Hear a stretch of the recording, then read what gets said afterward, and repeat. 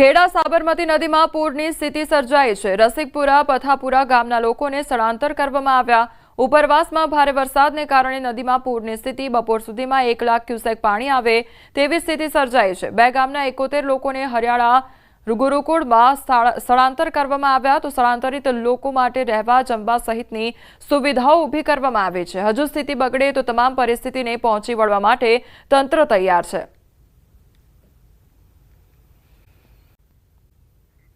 વડોદરા વાઘોડિયાના મુવાડા ગણેશપુરા વચ્ચે દેવ નદી પરનો કોઝવે ધોવાઈ ગયો છે। કોઝવે પર મસમોટું ગાબડું પડતા રાહદારી માટે આફત વર્તાઈ રહી છે। દેવ નદીના ધસમસતા પ્રવાહે કોઝવે પુલનું ધોવાણ કર્યું છે। મુનિ સેવા આશ્રમ તરફ જવાનો માર્ગ સદંતર બંધ છે। ખેડૂતો અને નોકરિયાતોને 8 કિલોમીટર ફરીને જવાનો વારો આવ્યો છે। સતત વરસી રહેલા વરસાદથી દેવ નદી બે કાંઠે વહેતી થઈ છે।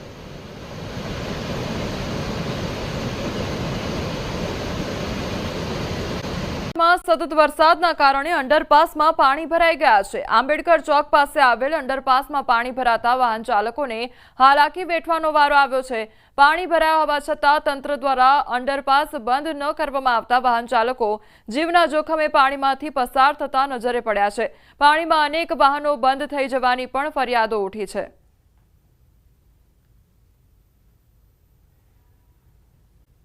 સાબરમતી નદીમાં પાણીનો પ્રવાહ વધતા સાબરમતી રિવરફ્રન્ટ ઈસ્ટ પોલીસ દ્વારા સતત અને સઘન પેટ્રોલિંગ રાખી લોકોને સતત રહેવા અને સતર્ક રહેવા માટે સૂચના આપવામાં આવી રહી છે। દિવાલ ઉપર કે કોઈ અન્ય જગ્યા ઉપરથી સેલ્ફી કે ફોટોગ્રાફી ન કરી જીવનું જોખમ ન ખેડવા સતર્ક રહેવા માટે સૂચના આપવામાં આવી રહી છે। તો રિવરફ્રન્ટ ઈસ્ટ પોલીસ દ્વારા સતત જાહેર જનતાને માર્ગદર્શન આપી રહેવામાં આવી રહ્યું છે। તો સતત લોકોને એલર્ટ પણ કરવામાં આવી રહ્યા છે અને સાવચેતી રાખવા માટે સૂચન કરવામાં આવી રહ્યું છે। પોલીસ સ્ટેશન તરફથી તમામ જાહેર જનતાને સૂચના આપવામાં આવે છે કે ઉપરવાસમાં વધારે વરસાદ હોવાના કારણે ધરોઈ ડેમના દરવાજા ખોલવાથી સાબરમતી નદીમાં વધારે પાણી છોડવામાં આવી રહ્યું છે અને પાણી વધારે અહીં આવવાની શક્યતા હોવાથી તમામ લોકોએ પોતપોતાની સલામતી રાખજો। તેમજ કોઈ વધારે હોવાથી કોઈ નજીક જવું નહીં, પોતાની સલામતી અને તકેદારી રાખશે તમામને સૂચના કરવામાં। શહેરમાં 2 દિવસથી સતત વરસાદ વરસી રહ્યો છે અને અજીત મિલ રોડ પર પાણી ભરાઈ ગયા છે। પાણી ભરાવાથી વાહન વ્યવહાર ખોરવાઈ ગયો છે। લોકોના વેપાર ઉદ્યોગને પણ અસર પડી રહી છે। તો સતત વરસાદ વરસવાને કારણે લોકોના જે વેપાર ધંધા છે તે પણ ઠપ થઈ રહ્યા છે। હાલ અમે અમદાવાદના અજીત મિલ 4 રસ્તા પાસે છીએ કે જ્યાં આપ જોઈ શકો છો કયા પ્રકારની પરિસ્થિતિ સર્જાઈ છે। કારણ કે આ જે વિસ્તાર છે આ રોડ ઉપર જ્યારે પણ અહીં વરસાદ વરસતો હોય છે, સામાન્ય વરસાદની અંદર પણ આ જ પ્રકારની પરિસ્થિતિનું નિર્માણ થતું હોય છે અને ઢીંચણ સુધીના પાણી ભરાઈ ચૂક્યા હોય છે। પરિણામે આ જે રોડ છે ત્યાં સામાન્ય વાહન વ્યવહાર છે તે ઠપ થઈ જતો હોય છે। ગત મોડી રાત્રે જે વરસાદ વરસ્યો હતો અને તેને પરિણામે આ વિસ્તારની આ પરિસ્થિતિ સર્જાઈ છે અને અહીં ઢીંચણ સુધીના પાણી ભરાઈ ચૂક્યા છે। જોઈ શકો છો આપ દ્રશ્યની અંદર જે 2 વ્હીલર છે તો મોટાભાગનું એટલે કે અડધા ઉપરનું 2 વ્હીલર છે તે પાણીની અંદર ગરકાવ થઈ જાય તેવી પરિસ્થિતિ છે। જેને પરિણામે આ રોડ છે તે હાલ પૂરતો સામાન્ય વાહન વ્યવહાર બંધ થઈ ગયો છે। લોકોના વાહનો બંધ થવાની બીકને કારણે લોકો અહીંથી પસાર થતા ડરી રહ્યા છે। જો કે અનેક વખત રજૂઆતો પણ કરવામાં આવી ચૂકી છે, તેમ છતાં અહીં જે પાણી ભરાવાની સમસ્યા છે તેનું હજી સુધી કોઈ નિરાકરણ આવ્યું નથી। સામાન્ય વરસાદ વરસે અને અહીં આ જ પ્રકારની પરિસ્થિતિનું વારંવાર પુનરાવર્તન થતું જોવા મળે છે। કેમેરામેન પ્રકાશ દેસાઈ સાથે ઋત્વિજ સોની, ન્યૂઝ 18 ગુજરાતી, અમદાવાદ। ભારે વરસાદને કારણે ધરોઈ ડેમ અને વાસણા બેરેકમાંથી પાણી છોડવામાં આવ્યું છે અને વાસણા બેરેકમાંથી સાબરમતી નદીમાં પાણી છોડવામાં આવ્યું તો આણંદ જિલ્લાના તારાપુર તાલુકાના 11 ગામોને એલર્ટ કરવામાં આવ્યા છે। સાબરમતી નદી કિનારે આવેલ ખેતીની જમીનમાં વરસાદી પાણી ફરી વળ્યા છે। હવામાન ખાતાની આગાહીને પગલે કડીમાં વરસાદી માહોલ સર્જાયો છે અને ગઈકાલથી શરૂ થયેલો વરસાદ હજુ સુધી ચાલુ છે।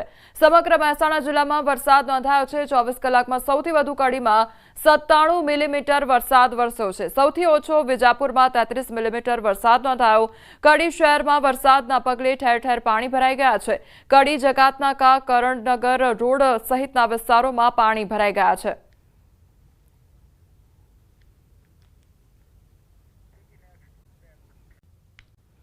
બનાસકાંઠામાં સરહદી વિસ્તારમાં ધોધમાર વરસાદ ખાબક્યો છે। સુઈગામ પંથકમાં 4 કલાકમાં 4 ઇંચ જેટલો વરસાદ વરસ્યો।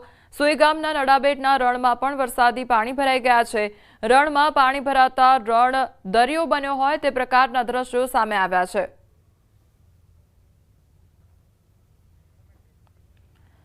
તો નડાબેટ રણના દ્રશ્યો સામે આવ્યા છે। રણ જાણે તળાવ બન્યું હોય, દરિયો બન્યો હોય તે પ્રકારના દ્રશ્યો સામે આવ્યા છે। સતત વરસાદ ખાબકી રહ્યો છે બનાસકાંઠામાં, ત્યારે સરહદીય વિસ્તારોમાં ધોધમાર વરસાદ વરસી રહ્યો છે। હજુ પણ આગામી સમયમાં ભારેથી અતિભારે વરસાદ વરસવાની આગાહી કરવામાં આવી છે।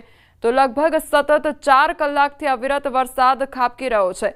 નડાબેટ રણના દ્રશ્યો સામે આવ્યા છે, જાણે રણ આખું દરિયો બન્યો હોય તે પ્રકારની તસવીરો સામે આવી છે। બનાસકાંઠાના ધાનેરામાં સામાન્ય વરસાદથી કચેરી આગળ પાણી ભરાઈ ગયા છે। જનસેવા મામલતદાર અને નાયબ કલેક્ટરની કચેરી આગળ વરસાદી પાણી ભરાઈ ગયા છે। તો નગરની મુખ્ય કચેરીના ગ્રાઉન્ડ અને પ્રવેશદ્વાર આગળ ઘૂંટણસમાં પાણી ભરાઈ ગયા છે। દર વર્ષે સરકારી કચેરી આગળ પાણી ભરાવાની સમસ્યા છતાં અધિકારીઓ ઘોર નિદ્રામાં જોવા મળી રહ્યા છે। સમગ્ર મામલે અનેક સવાલો ઉઠ્યા છે। અધિકારીઓની કચેરી આગળ દર વખતે પાણી ભરાતા અનેક અરજદારોને હાલાકી યથાવત જોવા મળી રહી છે। અત્યારે અમે ધાનેરાની સરકારી કચેરીઓમાં પાસે છીએ કે જ્યાં પાણી ભરાયા છે। આપને દ્રશ્યો બતાવીશ કે આ જે મુખ્ય રસ્તો છે, આ રસ્તો ધાનેરા મામલતદાર કચેરી, ધાનેરા SDM કચેરી, ધાનેરા જનસેવા કેન્દ્ર તેમજ ધાનેરા તાલુકા પંચાયત જે જૂની હતી ત્યાંનો આ રસ્તો છે ને ત્યાં આગળ જ પાણી ભરાઈ ગયા છે। સામે જનસેવા કેન્દ્ર આવેલું છે, જનસેવા કેન્દ્ર આગળ પાણી ભરાયા છે। આ બાજુ SDM કચેરી આવેલી છે, અહીંયા સબજેલ આવેલી છે। આ જે તમામ સરકારી કચેરીઓ છે તેના ગ્રાઉન્ડમાં જ પાણી ભરાઈ જવાના લીધે લોકોને મુશ્કેલીનો સામનો કરવો પડી શકે છે। આજે રવિવારનો દિવસ છે એટલે કે અરજદારો તો નહીં આવે, પરંતુ આ પાણી જો નહીં ઓસરે તો અહીંયા જે ક્વાર્ટર્સમાં રહેતા જે કર્મચારીઓ છે તેમને પણ મુશ્કેલીનો સામનો કરવો પડી શકે છે। અને દર વખતે વરસાદ જ્યારે આવે છે ત્યારે આ જે સરકારી કચેરીઓ છે તે સરકારી કચેરીના ગ્રાઉન્ડમાં પાણી ભરાઈ જતા હોય છે અને અધિકારીઓ તેમજ જે પણ રાહદારીઓ જે કામ અર્થે આવતા હોય છે તે લોકોને પણ મુશ્કેલીનો સામનો કરવો પડતો હોય છે। કિશોર તુવર, ન્યૂઝ 18 ગુજરાતી, બનાસકાંઠા। કેતન અમારી સાથે જોડાઈ ગયા છે। કેતન, ડાંગમાં અત્યારે સાર્વત્રિક વરસાદ, હજુ પણ રેડ એલર્ટ, કયા પ્રકારની સ્થિતિ?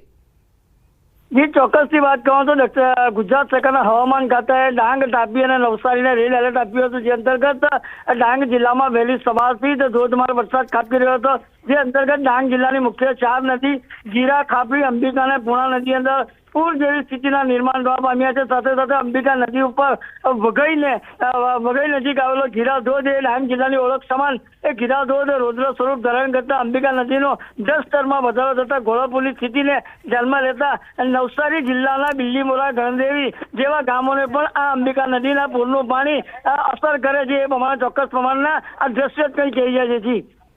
જી કેતન, સમગ્ર માહિતી બદલ આપનો આભાર। એલર્ટ કરી દેવામાં આવ્યા છે।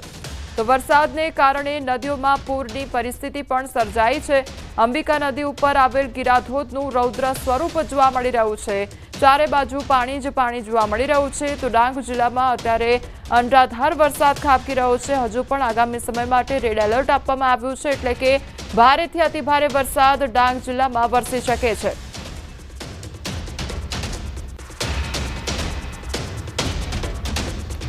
ડાંગ જિલ્લામાં સાર્વત્રિક વરસાદ ખાબકી રહ્યો છે અને સતત પાણીનું જે જળસ્તર છે તે વધી રહ્યું છે, તેના કારણે લોકોને એલર્ટ કરવામાં આવ્યા છે। તો અંબિકા નદી ઉપર આવેલ જે ગીરાધોધ છે તેનું પણ રૌદ્ર સ્વરૂપ જોવા મળી રહ્યું છે। બીજી તરફ જે આસપાસના ગામડાઓ છે, નીચાણવાળા વિસ્તારો છે, તેમને પણ એલર્ટ કરવામાં આવ્યા છે, કારણ કે આસપાસના વિસ્તારો અને ગામડાઓ પણ અસરગ્રસ્ત થઈ શકે છે। તો રાજ્યભરમાં વરસાદને લઈને આગાહી કરવામાં આવી છે, ત્યારે ડાંગના દ્રશ્યો સામે આવ્યા છે કે ડાંગમાં પણ અતિભારે વરસાદ વરસી રહ્યો છે।